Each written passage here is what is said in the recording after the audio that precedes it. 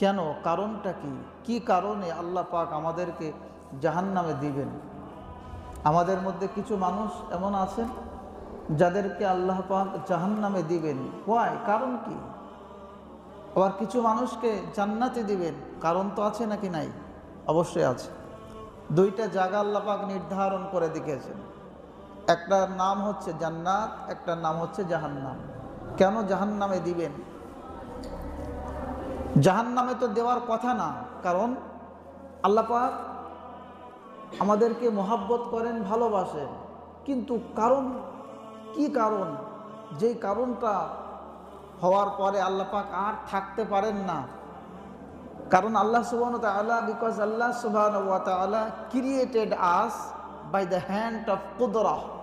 আল্লাহ পাক আমাদেরকে নিজে হাতে তৈরি করেছেন, হিমসেলফ, নিজেই বানিয়েছেন।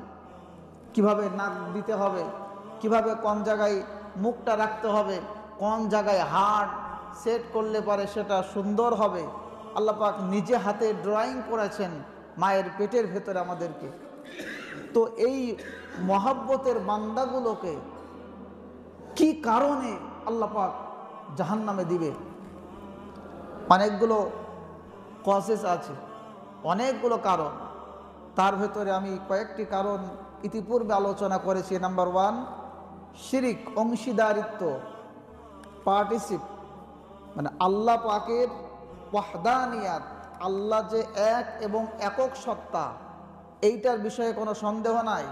কেউ যদি আল্লাহর জাত এবং সিফাতের সাথে শরিক করে তাকে জাহান্নামে দেবে, আলোচনা হয়ে গেছে।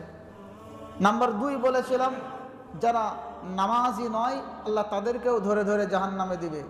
পয়সা আপনাকে বাঁচাতে পারবে না, মাল, ধনসম্পদ, সন্তান যাদের জন্য আপনি খাচ্ছেন এরা আপনাকে বাঁচাতে পারবে না।